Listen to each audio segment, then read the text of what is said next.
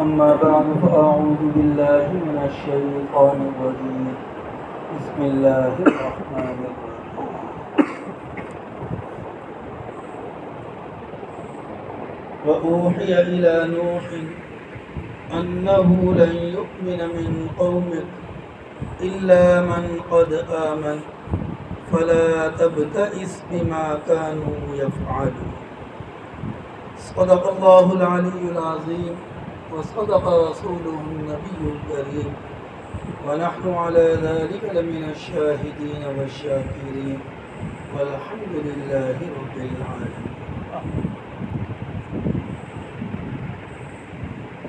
قصص الانبیاء کے عنوان کے تحت گزشتہ کئی ہفتوں سے گفتگو چل رہی ہے.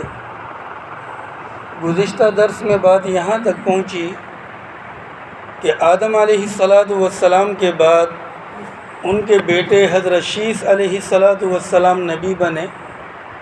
حضرت شیث علیہ السلام کے بعد حضرت ادریس علیہ السلام اور حضرت ادریس علیہ السلام کے بعد حضرت نوح علیہ السلام نبی بنے. نوح علیہ السلام نبی بھی ہیں، رسول بھی ہیں، اور یہ وہ پہلے نبی ہیں جنہیں باقاعدہ منظم طور پر شریعت عطا کی گئی. پہلے عرض کیا کہ گزشتہ جو انبیاء رہے، آدم علیہ السلام ہوں، شیث علیہ السلام ہوں، ادریس علیہ السلام ہوں، ان کے دور میں شریعت موجود نہیں تھی منظم طریقے پر. بعض چیزوں کا حکم تھا کہ یہ حلال ہیں، بعض چیزوں کے اوپر حکم تھا کہ یہ حرام ہے. جیسے پہلے آپ حضرات نے سنا کہ ایک ساتھ جو بیٹا بیٹی پیدا ہوتے وہ دونوں سگے بہن بھائی کہلاتے. بعد میں جو بہن بھائی پیدا ہوتے بیٹا بیٹی وہ دونوں سگے ہوتے، لیکن جو پہلے ہوئے ہیں ان کے ساتھ ان کا نکاح جائز ہوتا تھا. لیکن جو ایک ساتھ پیدا ہوتے تھے بیٹا اور بیٹی وہ آپس میں نکاح نہیں کر سکتے تھے. تو یہ موٹے موٹے احکام تو تھے لیکن ایک منظم شریعت موجود نہیں تھی، اور اس کی وجہ بھی بتائی تھی کہ جب تک اللہ کی توحید قائم ہوتی ہے رسول یا شریعت عطا نہیں کی جاتی. آدم علیہ السلام کے بعد نوح علیہ السلام تک اگرچہ لوگوں میں گمراہی بھی آئی، گناہ بھی آئے، لیکن توحید قائم تھی، شرک شروع نہیں ہوا تھا. نوح علیہ السلام کے دور میں گویا کہ ادریس علیہ السلام کے دنیا سے گزرنے کے بعد، پردہ فرمانے کے بعد، لوگوں کے اندر شیطان نے بت پرستی پیدا کر دی کہ پرانے جو دور کے دیندار بزرگ لوگ تھے ان کی مورتیاں، ان کے مجسمے وہ بنوا دیے، ان کی عبادتیں شروع کروا دی کہ تمہارے باپ دادا ان کو پوجا کرتے تھے، تم بھی ان کی عبادت کرو، تمہارے مسائل حل ہوں گے. اور جب یہ قوم بت پرستی میں مبتلا ہوئی تو پھر اللہ پاک نے نوح علیہ السلام کو مبعوث فرمایا، باقاعدہ منظم شریعت دے کر، احکامات دے کر. اسی وجہ سے کہا جاتا ہے کہ شریعت کی ابتدا نوح علیہ السلام کے زمانے سے ہوئی ہے. پہلے جو انبیاء رہے وہ امت کی افزائش نسل کے لیے موجود تھے، امت کے اندر بڑھوتری ہو رہی تھی، نسلوں میں اضافہ ہو رہا تھا، لیکن شرعی احکام موجود نہیں تھے. نوح علیہ السلام کے بعد جب احکام ملے، اب تبلیغ کا سلسلہ شروع ہوا. اور پہلے عرض کیا تھا کہ 950 سال محنت کی لیکن قوم ماننے کو تیار نہیں. جتنا آپ دعوت دیتے، قریب بلاتے، لوگ اتنا دور بھاگتے، آپ کو زخمی بھی کر دیا کرتے. بعض روایات میں آتا ہے کہ آپ کے گلے میں کپڑا رسی کی صورت میں بنا کر ڈال دیا جاتا اور گھسیٹا جاتا، آپ کی آنکھیں باہر کو نکل آتی، وہ آپ کو بے جان سمجھ کر چھوڑ جاتے حالانکہ آپ بے ہوش ہو چکے ہوتے. پھر آپ جب ہوش میں آتے تو دوبارہ سے اسی محنت پر لگ جاتے. یا قوم اعبدوا اللہ ما لکم من الہ غیرہ، اے میری قوم اللہ کی عبادت کرو، اس کے سوا کوئی اور معبود نہیں ہے. اور جب یہ 950 سال محنت کرتے کرتے آپ جب مایوس سے ہونے لگے، پھر ایک دن آپ نے اللہ کے حضور دعا کی کہ یا اللہ یہ قوم ماننے کو تیار نہیں. اور پھر اللہ کی طرف سے بھی اشارات ملے کہ روایات میں آتا ہے کہ 100 سال پہلے اللہ تعالیٰ نے نوح علیہ السلام کے ذریعے درختوں کی کاشت شروع کروا دی. 100 سال وہ درخت فصلوں کے طور پر، کاشتکاری کے طور پر بڑھتے رہے. اور جب 100 سال کا عرصہ گزر گیا تو پھر اللہ پاک ارشاد فرماتے ہیں کہ وَاصْنَعِ الْفُلْكَ بِأَعْيُنِنَا وَوَحْيِنَا، کہ اے نوح کشتی تیار کیجئے. اور جب کشتی کا حکم ملا تو وہ جو 100 سال میں درخت تیار ہوئے تھے انہی کو کاٹ کر اب ان کی لکڑیوں کو استعمال کرنا تھا. تو جبرائیل امین علیہ السلام کو بھیجا گیا.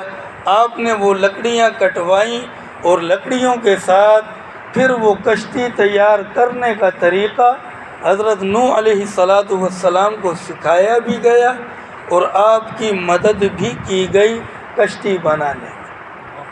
اب جب یہ کشتی بننا شروع ہوئی تو لوگ دیکھ کر مذاق اڑانے لگے. ظاہر سی بات ہے کہ نہ وہاں دریا موجود، نہ سمندر موجود، نہ پانی موجود، خشک زمین ہے. اب زمین کے اوپر کشتی بنانا یہ عقل سے باہر کی بات ہے. ہر آدمی جو دیکھے گا وہ سوچے گا ضرور کہ یہاں پانی نہیں تو پانی والی چیز بنائی کیوں جا رہی ہے. لیکن غیب کا علم تو صرف اور صرف اللہ کو ہے اور اللہ بہتر جانتا ہے. بہرحال کشتی بننے میں روایات میں آتا ہے کہ 2 سال لگ گئے. اور جب یہ کشتی بن کر تیار ہو گئی، اب نوح علیہ السلام کو بھی یہ فکر کہ یا اللہ یہ چلے گی کب، وہ پانی کب ہوگا، انتظام کب ہوگا، پانی کب آئے گا.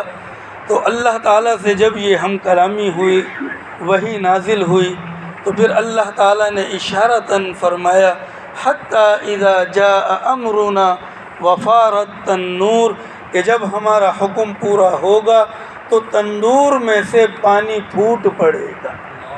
اب یہ تندور کیا چیز ہے؟ عربی میں تنور کہتے ہیں، ہم اردو میں اس کو تندور کہہ دیتے ہیں. تو تندور کیا چیز ہے؟ بعض علماء فرماتے ہیں کہ یہ ہندوستان میں ایک شہر کا نام ہے، کہ اشارہ تھا کہ اس جگہ سے پانی پھوٹے گا. تو آپ سمجھ جانا کہ جب وہاں سے پانی نکل پڑے تو اللہ کے عذاب کا وقت شروع ہو چکا ہے. اور بعض علماء فرماتے ہیں کہ تنور سے مراد یہی عام تندور مراد ہے جس میں روٹی لگائی جاتی ہیں، جو گھروں میں دکانوں میں لگتا ہے، کہ جب اس سے پانی پھوٹ پڑے تو سمجھ جانا کہ اب عذاب کا وقت آ چکا ہے. اور جب نوح علیہ السلام نے دعا کی کہ یا اللہ میری قوم نافرمان ہو چکی ہے، آپ عذاب نازل کر دیں، تو اس وقت اللہ پاک نے یہ بھی فرما دیا تھا وَأُوحِيَ إِلَى نُوحٍ أَنَّهُ لَن يُؤْمِنَ مِنْ قَوْمِكَ إِلَّا مَنْ قَدْ آمَنَ. اے نوح آپ نے دعا تو کر دی ہے، عذاب بھی آ جائے گا، لیکن ایسا نہ ہو کہ جب عذاب نازل ہو تو پھر آپ عذاب دیکھتے ہوئے کہیں آپ کا دل نرم پڑ جائے اور آپ اپنی قوم کے حق میں دعا کرنے لگیں. تو یہ ذہن میں رکھیں، پھر دعا قبول نہیں کی جائے گی. پھر جب عذاب نازل ہو جائے گا تو پھر ایک بھی کافر روئے زمین پر زندہ نہیں بچے گا.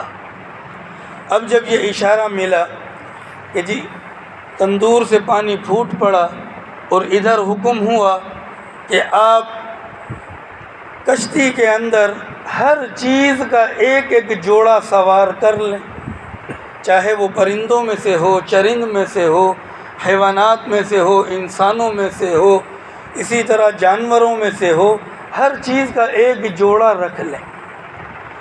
اب جو کشتی بنانا شروع ہوئے تو اس کشتی کے متعلق یہ ذہن میں رکھیں، اگرچہ اختلاف بہت ہے روایات میں، لیکن صحیح روایات کے مطابق اس کشتی کا سائز کیا تھا؟ 300 ہاتھ لمبی، 50 ہاتھ چوڑی اور 30 ہاتھ اونچائی، اور 3 منزلہ اس کی تعمیر تھی کہ 3 منزلہ یہ کشتی تھی۔ اب اس میں اختلاف ہے، بعض کہتے ہیں جی 1200 ہاتھ لمبائی تھی، بعض کہتے ہیں جی 2000 ہاتھ کی لمبائی تھی۔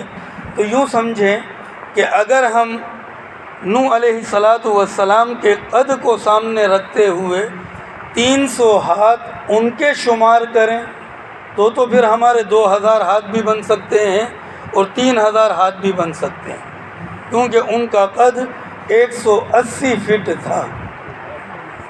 اب 180 فٹ اگر قد ہے تو ظاہر سی بات ہے ہر انسان کا قد اس کے 2 ہاتھوں کے برابر ہوتا ہے، یعنی کہ 90 فٹ کا 1 ہاتھ ہوا، 2 ہاتھ 180 فٹ کے، اور اگر 300 ہاتھ کی وہ کشتی ہے تو پھر میں اور آپ اندازہ لگا سکتے ہیں کہ اگر ہمارے ہاتھوں کو کاؤنٹ کریں ہم تو پھر ہمارے ہاتھ تو کئی ہزار کے تعداد میں بنیں گے۔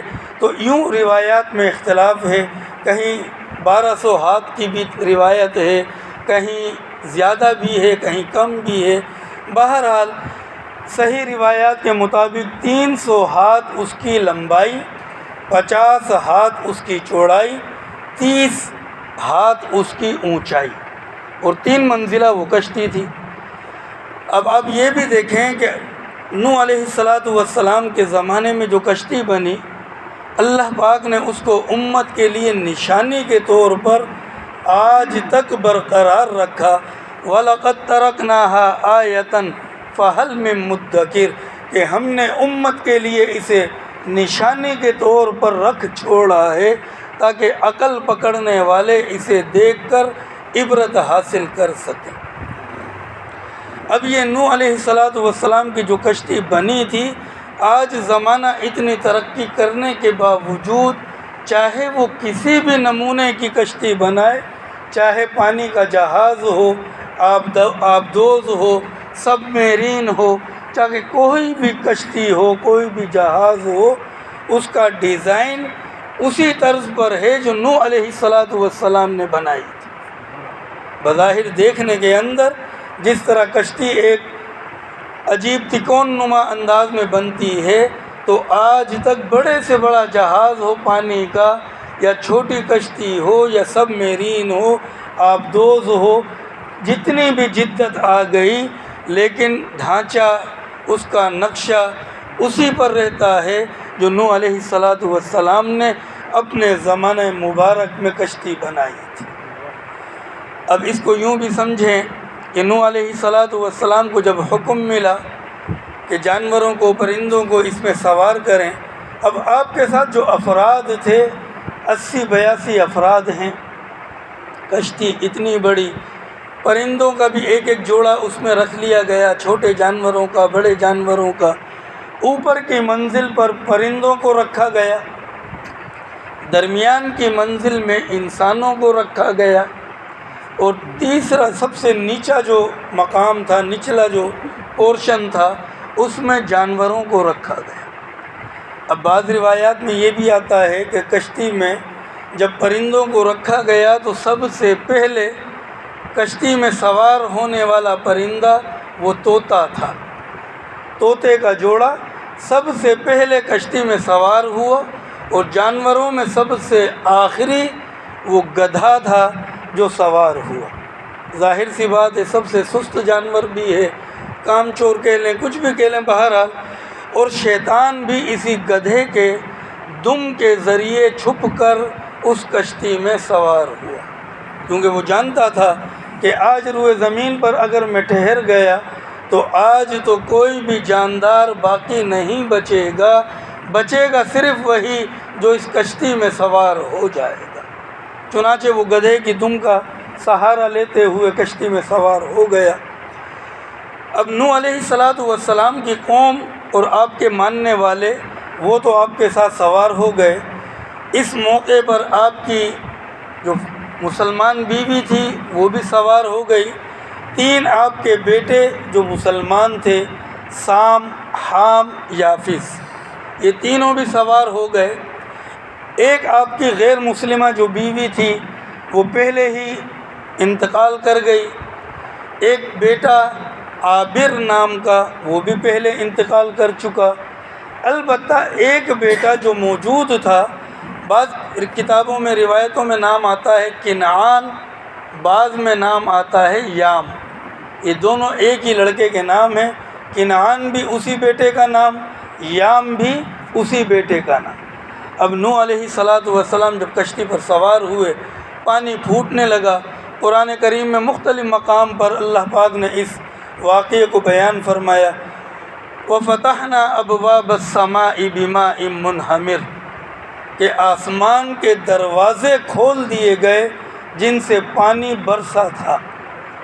آج تو جو بارش ہوتی ہے یہ بادلوں کے ذریعے برسایا جاتا ہے پانی، لیکن جب عذاب نازل ہوا ہے اس وقت آسمانوں کے دروازے کھول دیے گئے تھے۔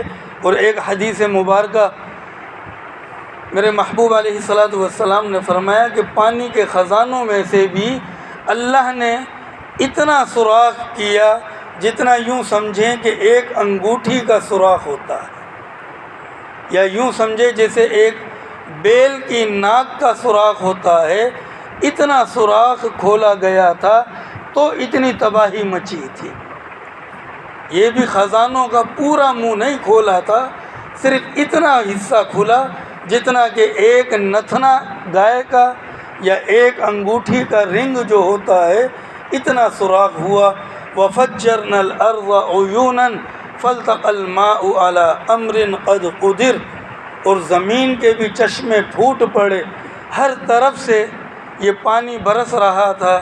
اور اسی وجہ سے نوح علیہ السلام کو حکم ملا تھا کہ جو کشتی آپ بنا رہے ہیں اس کشتی پر چھت کا انتظام بھی ہو تاکہ برسنے والا پانی کشتی کو نقصان نہ پہنچا سکے۔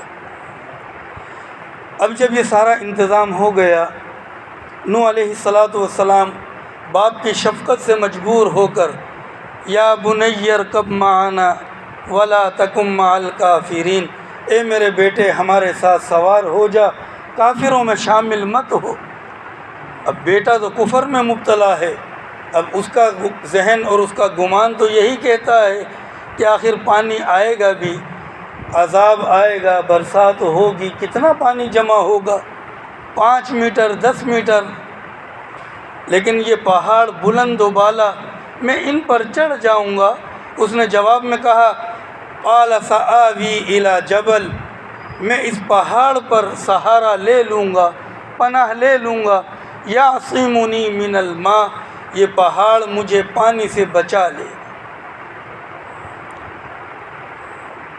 نوح علیہ السلام نے فرمایا لا عاصم اليوم الا من رحم، آج کوئی پہاڑ نہیں بچا سکے گا سوائے اسے جس پر اللہ رحم فرما دے۔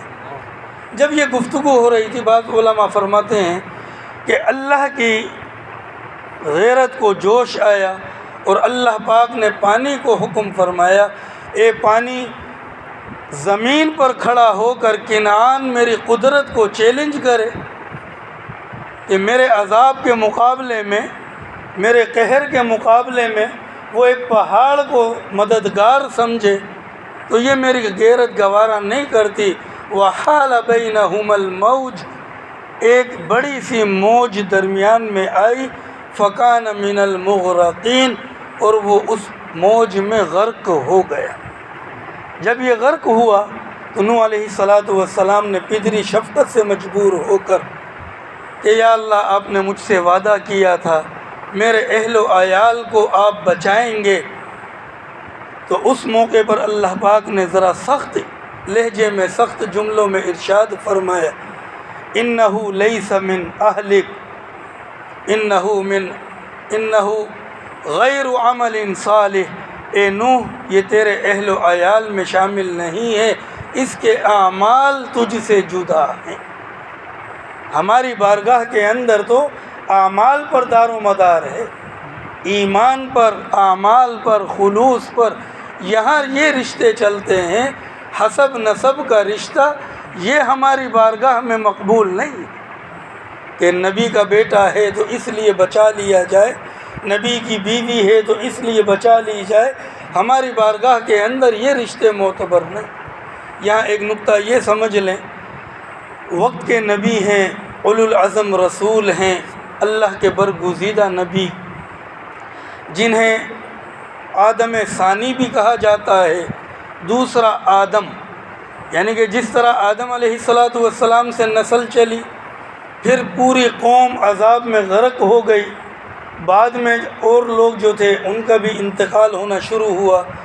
آپ کے اولاد میں جو 3 بیٹے تھے، باقی جو امت پھیلی ہے زمین پر، جو نسل پھیلی ہے وہ ان 3 بیٹوں کے ذریعے پھیلی ہے، سام، حام، یافس۔ ان 3 بیٹوں کے ذریعے نسل پھیلی، اسی لیے نوح علیہ السلام کو آدم ثانی بھی کہا جاتا ہے۔ اتنا اولو العزم نبی اور اپنے بیٹے کو نہ بچا سکے، اللہ کی مدد کے بغیر، اللہ کے کرم کے بغیر، انہیں بھی معلوم کہ جس پر اللہ رحم فرمائے وہ بچ سکتا ہے، میرا بیٹا ہونا میرے بیٹے کو نہیں بچا سکتا۔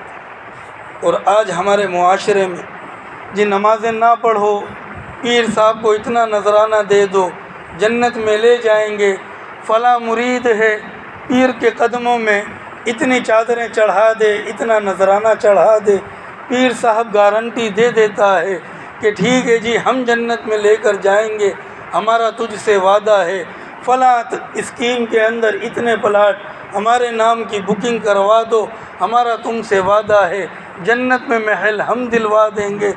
تو میرے بھائیوں، دوستوں، بزرگوں، یہ تمام کی تمام چیزیں سوائے شیطانی وساوس کے اور کچھ بھی نہیں۔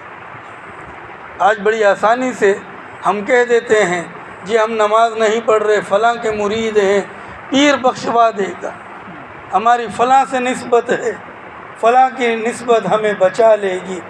حضور علیہ السلام حالت نزا کے اندر، اور اس وقت بھی آپ 2 صحابی کے سہارے سے نماز کے لیے تشریف لائیں، یہ بات ہمیں بتاتی ہے اگر نماز کسی موقع پر معاف ہوتی یا معاف ہو جاتی تو میرے محبوب پر اس حال میں نماز معاف ہو سکتی تھی، لیکن میرے محبوب نے اس موقع پر بھی نماز کو ادا کر کے یہ بتا دیا کہ نماز کسی بھی حال میں معاف نہیں ہے۔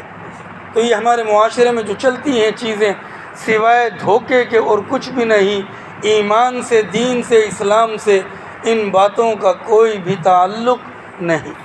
بہرحال اللہ پاک نے نوح علیہ السلام کو سخت الفاظوں میں تنبیہ فرمائی، لیس من اہلک انہ عمل غیر صالح فلا تسألنی ما لیس لک بہ علم انی اعظک ان تکون من الجاہلین۔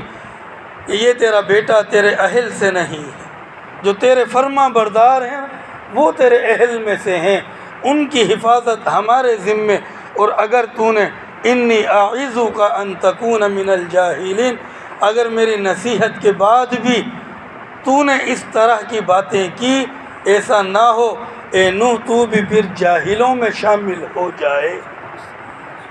یہ اللہ پاک نے بڑا ہی سخت جملہ ارشاد فرمایا، فلا تسألنی ما لیس لک بہ علم، اے نوح تو وہ چیز کا سوال نہ کر جس کا تجھے علم نہیں ہے۔ بہرحال نوح علیہ السلام کا یہ کارواں جب روانہ ہوا، بعض روایات کے مطابق 150 دن تک یا 200 دن تک یہ کشتی پانی پر سفر کرتی رہی۔ اب اس سفر کے دوران لوگ گھبرانے لگے، نوح علیہ السلام پر مسئلہ سامنے آیا کہ جی ہمیں تو شیر سے ڈر لگ رہا ہے، شیر بھی کشتی میں موجود ہے، ہم اوپر والے پورشن پہ، یہ نیچے والے، کہیں ایسا نہ ہو یہ اوپر آ جائے اور ہمیں کہیں چیر پھاڑ کر کے کھا جائے۔ اللہ تعالیٰ سے دعا کی، یا اللہ لوگ ڈر رہے ہیں، کوئی ایسا حل ہو۔ اللہ تعالیٰ نے شیر پر بخار نازل کر دیا۔ کہتے ہیں کہ یہ بخار کی ابتدا تھی، پہلی بار یہ بخار ہوا شیر کو، اب جب بخار ہوا تو اس کی حالت یہ کہ اس سے اپنے قدموں پر کھڑا بھی نہ ہوا جا سکے۔ اب وہ تھکن کے لیں، کمزوری کے لیں، اس بخار کی کمزوری کی وجہ سے وہ بیٹھ گیا۔ اب جب وہ بیٹھ گیا اپنی جگہ پر، اب اسے اٹھا نہیں جا رہا تو حملہ کیا کرے گا؟ لوگوں کو تسلی ہوئی۔ اب کچھ دنوں کے بعد پھر ایک اور مسئلہ کہ جی چوہے موجود ہیں اور کشتی کی لکڑی کو کتر رہے ہیں، ایسا نہ ہو یہ سوراخ ہو جائے اور کشتی پانی میں غرق ہو جائے۔ دوبارہ دعا کی، پھر اللہ پاک کی جانب سے حکم ملا، اے نوح شیر کے ماتھے پر ہاتھ مارو۔ جب شیر کے ماتھے پہ ہاتھ مارا تو اس کے نتنوں سے ایک بلی کا جوڑا نکل آیا۔ اب جب وہ جوڑا برآمد ہوا، اب اس نے جب چوہوں کو دیکھا، چوہے نے اس کو دیکھا، اب چوہا اپنی جان بچانے کے لیے اس سے چھپنے لگا۔ تو ادھر لوگوں کو تسلی ہوئی کہ بلی موجود ہے تو چوہا باہر نہیں نکلے گا، جب چوہا نہیں نکلے گا تو کشتی محفوظ رہے گی۔ اب یہ تمام کی تمام اسرائیلی روایات ہیں۔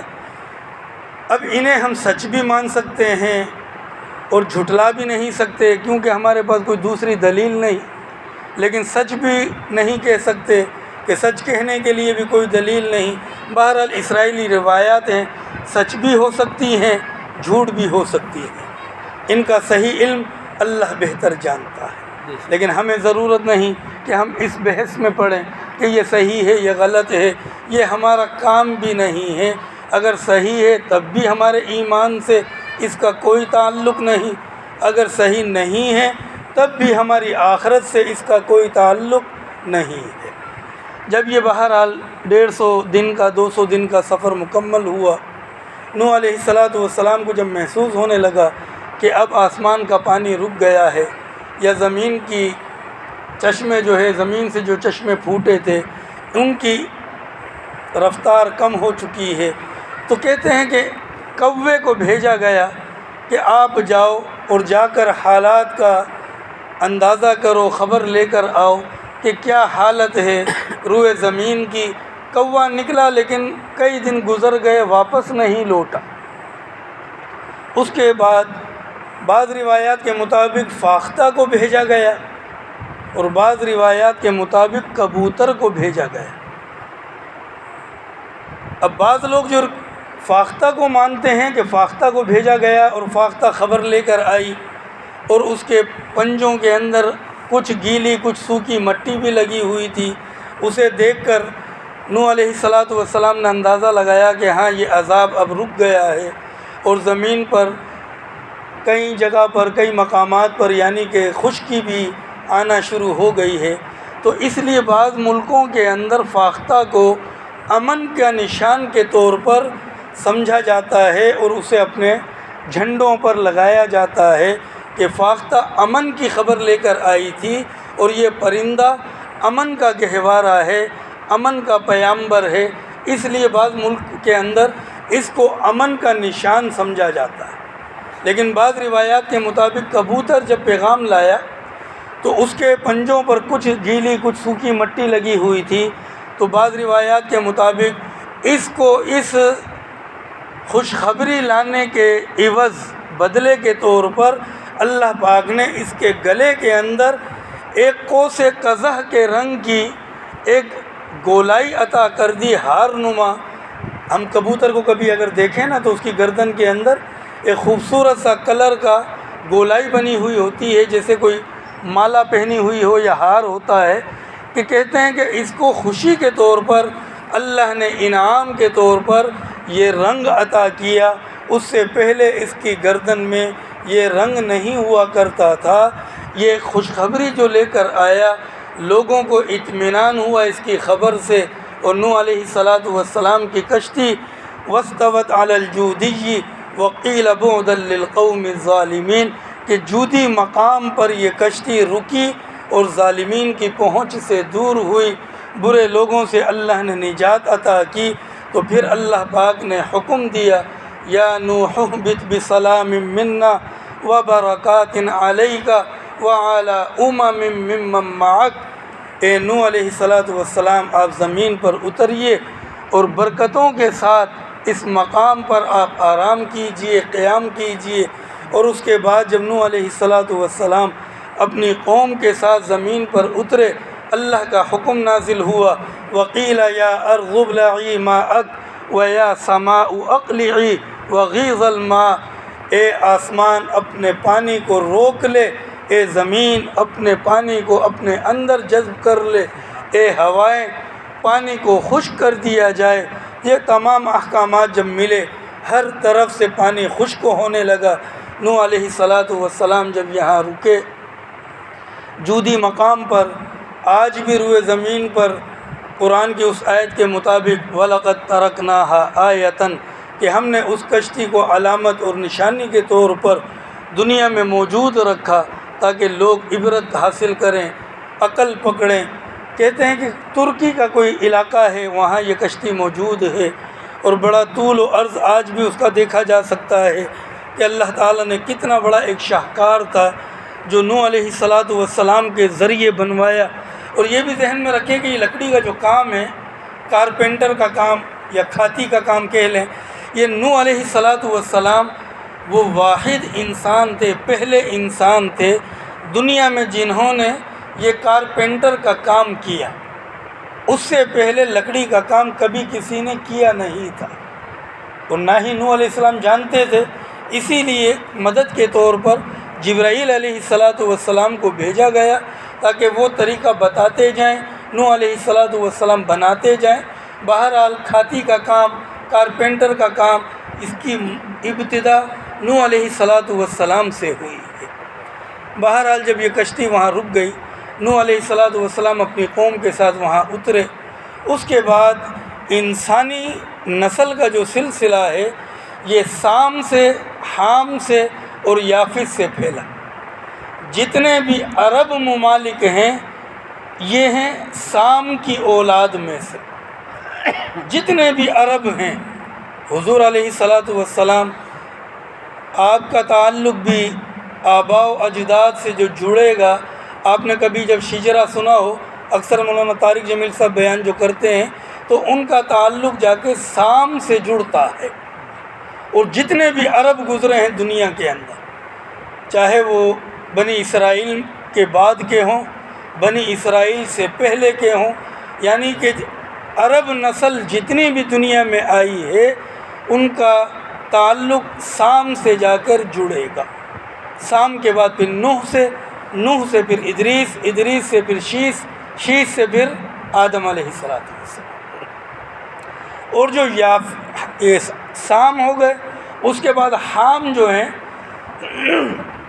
ان سے جو اولاد کا سلسلہ چلا، اس کے اندر یوں سمجھیں آپ کے کچھ ترک قوم ہے، اسی طرح کچھ یہ جو افریقہ، سوڈان ادھر کے جو لوگ ہیں کچھ ان کی نسل میں بھی ہیں، اور کچھ یورپ کے لوگ، کچھ ایشیا کے لوگ، کچھ افریقہ کے لوگ یہ یافس کی نسل میں بھی ہیں۔ وَجَعَلْنَا ذُرِّيَّتَهُ هُمُ الْبَاقِينَ، کہ باقی روئے زمین پر جتنی بھی ذریت چلی ہے وہ ان تین افراد کی نسل سے چلی ہے۔ بہرحال پھر اللہ پاک نے ان تینوں کی نسل سے یہ روئے زمین پر انسانوں کو آباد فرمایا۔ اور جب نوح علیہ السلام کشتی سے اترنے کے بعد بھی کم از کم تقریباً 50 سال، 52 سال یا 48 سال حیات رہے، اور اس کے بعد جب آپ کا آخری وقت آیا تو بعض روایات میں آتا ہے کہ آپ حرم کی طرف تشریف لے گئے۔ اور یہ بھی بات ذہن میں رکھیں کہ ہر نبی اپنے اپنے دور میں حج کے لیے مکہ مکرمہ تشریف لایا کرتے تھے۔ ہر نبی نے حج کیا ہے، اور اپنے اپنے دور میں اپنے اعتبار سے بعض پیدل، بعض سواریوں پر حج کے لیے حرم شریف آیا کرتے تھے۔ تو بعض روایات کے مطابق جب آپ تشریف لائے تو حرم کے اندر ہی آپ کا وصال ہوا، دنیا سے پردہ ہوا، اور وہیں کہیں آپ کی قبر مبارک بنائی گئی۔ اور بعض روایات کے مطابق آپ لبنان کے اندر مدفون ہیں، آپ کی قبر مبارک لبنان میں ہے، لیکن حقیقت کا علم اللہ بہتر جانتا ہے۔